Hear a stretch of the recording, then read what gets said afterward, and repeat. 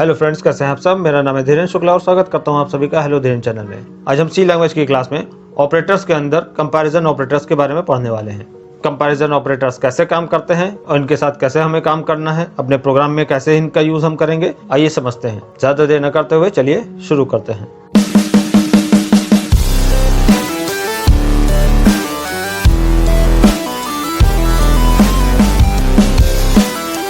Basically comparison operators का use हम condition को चेक करने के लिए करते हैं, या फिर दो वेरिएबल या दो वैल्यूज को या एक वेरिएबल और एक वैल्यू को कंपेयर करने के लिए चेक करते हैं कि कौन किससे बड़ा है या कौन किसके बराबर है या नहीं। और इसका इस्तेमाल सबसे अधिक इफ स्टेटमेंट के अंदर किया जाता है।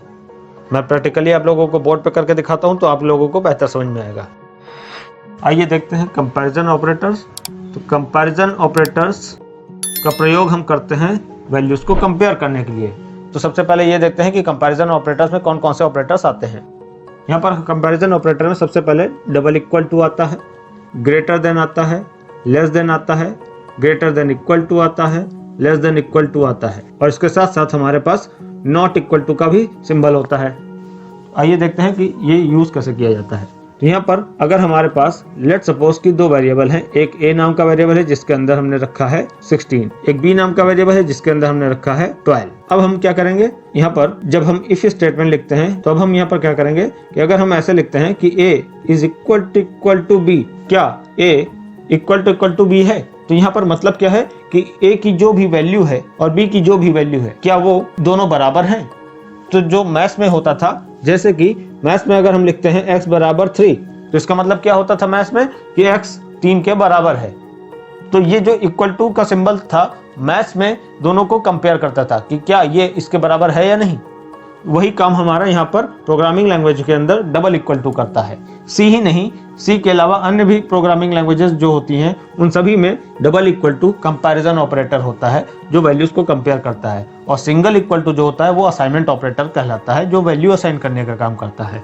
यहाँ पर हम ए और बी को कंपेयर कर रहे हैं कि क्या ए और बी का मान बराबर है या नहीं। जहाँ पर हम ये देख सकते हैं कि क्या 16 जो है वो इक्वल टू 12 है, जबकि ऐसा नहीं है। 16 12 के बराबर बिल्कुल भी नहीं है। तो यहाँ पर आउटपुट क्या मिलेगा, यहाँ पर हमारे सारे के सारे कंपैरिजन ऑपरेटर्स आउटपुट के रूप में ट्रू या फिर फॉल्स देते हैं। तो यहाँ पर हमारे पास क्या आया 16, क्योंकि 12 के बराबर नहीं है तो ये कंडीशन क्या हो गई, फॉल्स हो गई। तो यहाँ पर आउटपुट फॉल्स आएगा।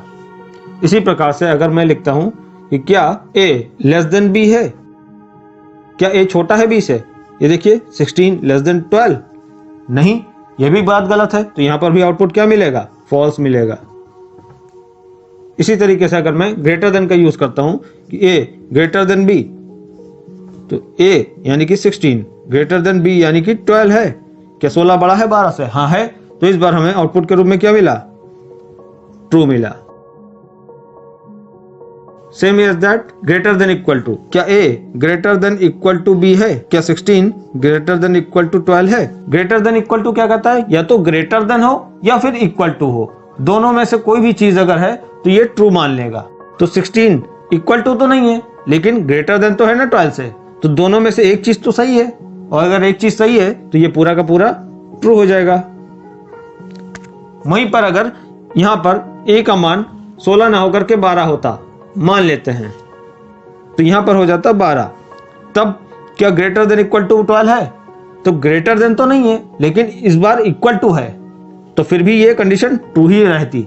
और इसी प्रकार से a less than equal to b, तो यहां पर वापस हम 16 कर लेते हैं समझने के लिए। 16 लेस देन इक्वल टू 12, क्या 16 लेस देन इक्वल टू 12 है, तो 16 लेस देन तो नहीं है 12 से और ना ही इक्वल टू 12 है, तो यहां पर क्या हो जाएगा, यहां पर आंसर फॉल्स आ जाएगा। और इसी प्रकार से a not equal to b, not equal to क्या कहता है कि a यानी कि 16 not equal to 12। Not equal to का मतलब होता है क्या ये वाला इसके बराबर नहीं है, नॉट इक्वल टू का मतलब है नहीं हो। तो अगर ये वाला इसके बराबर यानी लेफ्ट हैंड साइड वाला नंबर राइट हैंड साइड वाले नंबर के बराबर नहीं है अगर, तो ये ट्रू देगा। ये उल्टा काम करता है,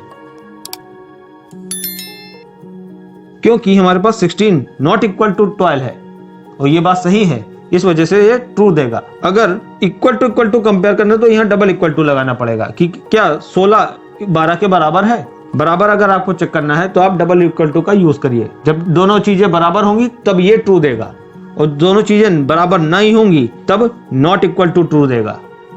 डबल इक्वल टू का just opposite not equal to होता है। तो इन्हीं सब चीजों का हम यूज अधिकतर अपने प्रोग्राम के अंदर इफ स्टेटमेंट के अंदर करते हैं, जब हम दो चीजों को कंपेयर कर रहे होते हैं। इफ स्टेटमेंट का भी यूज मैं आप लोगों को एक बार करके दिखा देता हूं, तो आप लोगों को और ज्यादा अच्छे से समझ में आ जाएगा। चलिए देखते हैं। लेट्स सपोज कि हमारे पास x नाम का वेरिएबल है जिसके अंदर 7 पड़ा है, और y नाम का वेरिएबल है जिसके अंदर 2 पड़ा हुआ है। अगर मैं इफ स्टेटमेंट लिखूंगा तो मैं ऐसे कुछ लिखूंगा, इफ स्मॉल लेटर्स में ब्रैकेट के अंदर क्या x ग्रेटर देन y है। अगर x ग्रेटर देन y है तो यहाँ पर ये क्या होगा, ये हमारी कंडीशन ट्रू हो जाएगी। इफ जो होता है उसको इस तरह से लिखते हैं और ब्रैकेट के अंदर हम अपनी कोई कंडीशन देंगे। कंडीशन यानी कि क्राइटेरिया या फिर शर्त देंगे। यहाँ पर जो भी कंडीशन या फिर शर्त दी गई है, जैसे कि क्या x बड़ा है y से। अगर x बड़ा है y से, हाँ है, क्योंकि 7 2 से बड़ा होता है, तो ये हो गई कंडीशन ट्रू। अगर ये ट्रू होगी तो कर्ली ब्रेसेस के अंदर जो भी हम स्टेटमेंट लिखेंगे वो चला दिया जाएगा या एग्जीक्यूट करा दिया जाएगा। इफ कंडीशन के अंदर हम एल्स भी लगा सकते हैं। अगर हम इस कंडीशन के सही होने पर यहाँ पर कुछ लिख रहे हैं, तो इफ कंडीशन के गलत होने पर भी अगर हमें कुछ करना है तो हम वो एल्स में लिख सकते हैं कि अगर ये सही होगी तो ये वाला चलेगा स्टेटमेंट, और अगर ये कंडीशन गलत होगी तो ये वाला चलेगा स्टेटमेंट। अगर गलत होने के केस में हमें कुछ भी नहीं काम करना है तो हम एल्स को हटा सकते हैं, नहीं लगाएंगे। ऐसे केस में क्या होगा कि अगर ये कंडीशन सही होती है यानी कि ट्रू होती है तो ये वाला स्टेटमेंट चल जाएगा, और अगर ये कंडीशन गलत होती है तो कोई भी काम नहीं होगा, यानी कि कोई भी ऑपरेशन परफॉर्म ही नहीं होगा। तो इस प्रकार से डबल इक्वल टू का प्रयोग हमने कब किया, जब दो वैल्यूज को कंपेयर करके ये पता करना है कि दोनों वैल्यूज बराबर हैं या नहीं। इसी तरह से ग्रेटर देन ये चेक करेगा कि लेफ्ट हैंड साइड लिखी गई वैल्यू राइट हैंड साइड लिखी गई वैल्यू से बड़ी है या नहीं। इसी प्रकार से लेस देन क्या करेगा, ये चेक करेगा कि लेफ्ट हैंड साइड लिखी गई वैल्यू राइट हैंड साइड से छोटी है या नहीं। और ग्रेटर देन इक्वल टू क्या करेगा, ये चेक करेगा कि लेफ्ट हैंड साइड लिखी गई वैल्यू क्या बड़ी है या फिर बराबर है। बड़ी या फिर बराबर दोनों में से कोई अगर एक भी चीज सही होती है तो ये ट्रू दे देगा। इसी प्रकार से लेस देन इक्वल टू क्या करेगा, ये चेक करेगा कि लेफ्ट हैंड साइड लिखी गई वैल्यू या तो छोटी हो या फिर बराबर हो राइट हैंड साइड वाली वैल्यू के। और नॉट इक्वल टू क्या करता है, अगर लेफ्ट हैंड साइड और राइट हैंड साइड लिखी गई वैल्यूज इक्वल टू नहीं है यानी बराबर नहीं है तो ये ट्रू देगा, और अगर बराबर होंगी तो ये फॉल्स देगा।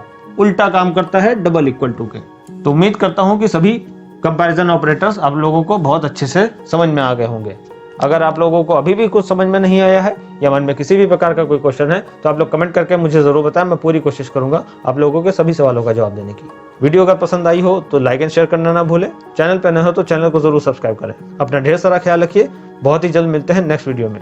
तब तक के लिए थैंक यू।